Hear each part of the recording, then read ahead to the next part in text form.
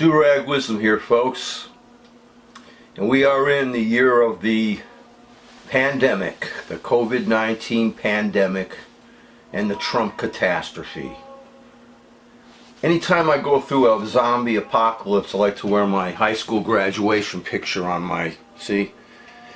That's, gives me this feeling of nostalgia. I often wonder why I didn't have that many dates when I was in high school, but in any event, just gives me that, makes me feel young. Way back, I must call what I'm about to broadcast a conspiracy theory, because it is my own opinion. And this opinion, full disclosure, may be influenced by paranoia and misanthropy. The human race, and I've lived with it for over 69 years, has mostly never had any respect.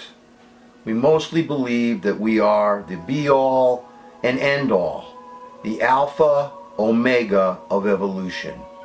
In reality, we are mostly selfish and deluded, pathetic schleppers who do not understand that vital threads connect us all. Remember the nuclear war drama, Threads? There's much we can learn from that picture. The idea of pandemics and plagues as human manifestations, especially if they live in alleged advanced societies, goes way back to the Black Death of the Middle Ages and before and after. The Aztec, the Mayans, and other indigenous peoples of the New World were not only wiped out by the aggression of the white Europeans, but also were wiped out by their diseases. And these were brought in once again by filthy, selfish, religious extremist white Europeans of the time who thought that the Bible taught them they had a manifest destiny to take anything they wanted and make it their own and screw anyone that lives there.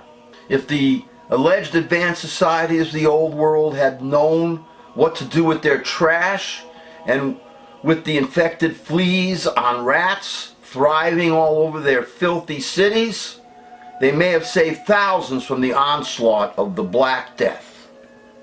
Instead, what did they do? Europeans decided to blame it all on the Jews because they believed my tribe was poisoning the wells. Look it up. Thank the goddess that we have science today. If only the majority of the world paid any attention to it.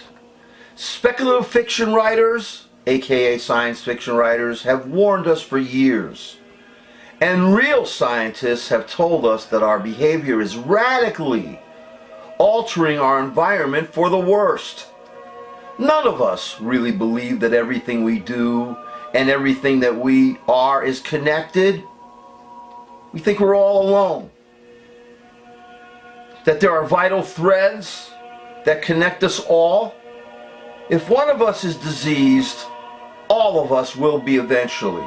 Check out that movie, the sequel to 28 Days Later, 28 Weeks Later. Brings that point up in a graphic, dramatic fashion. Something is going on now that is disturbing to me. The spring came really early this year, followed by an abnormally warm winter. The other night, I thought I heard crickets. And I've seen mosquitoes, manifestations of summer that are appearing way too early. Something bad, as far back, has been going on, even to the 50s. When I first experienced the eye-watering and breath-robbing smog of Los Angeles, the early 50s. In recent history, when did you ever hear that Lyme disease was more prevalent than ever? When did we ever hear of Zika virus?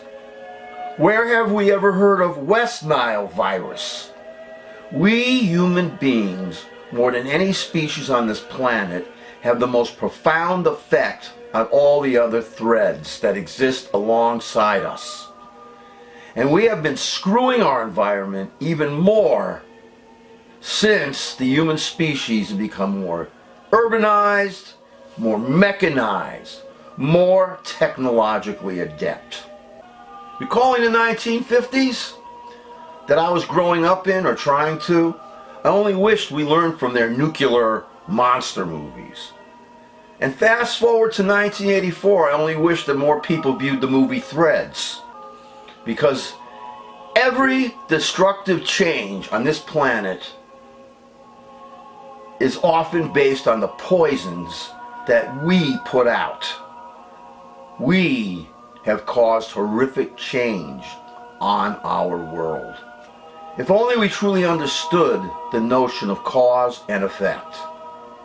Check out the universal 1950s monster movie, The Deadly Mantis. That's about cause and effect and our nuclear paranoia. Check out The Tarantula, just Tarantula, also by Universal.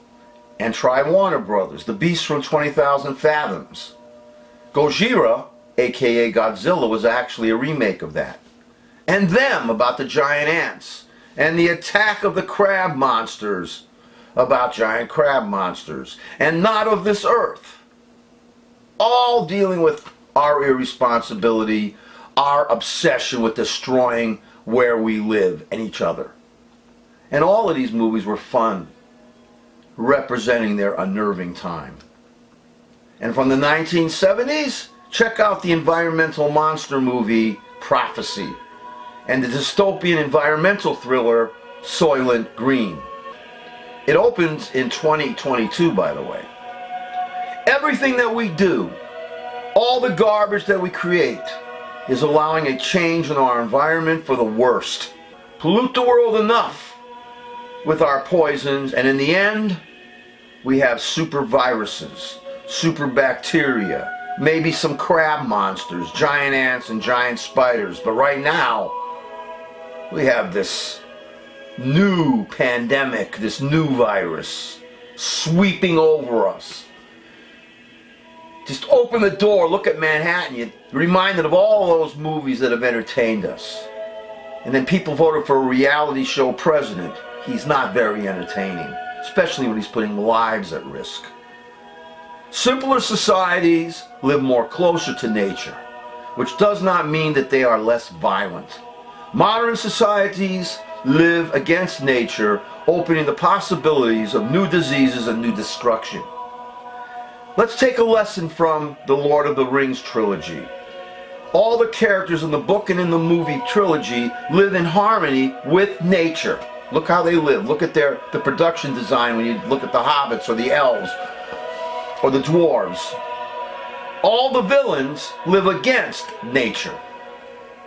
Remember Saruman burning up the trees, destroying them? J.R.R. Tolkien was not only fundamentally religious, he was also a staunch environmentalist. If only our species was less deluded in believing that we are superior, our planet would be more peaceful today, free of fear, disease, hate, and murder. Maybe there is no hope because our species could itself be a virus, more horrific because we spawn more viruses. But folks, don't lose hope. There may be a cure for COVID-19. We can cease our toleration of dictators, authoritarians around our planet. Those who oppress their citizens and those who make laws that make it possible to exploit our environment and poison it. The human species has so far earned a place on our glorious planet among the other species that grace it. But let us not get too arrogant. Let us not delude ourselves in believing that we are the be-all and end-all of creation. But instead let us have wisdom and humility with leaders who respect the tapestry of nature and existence, so that we will see none of these pandemics ever again.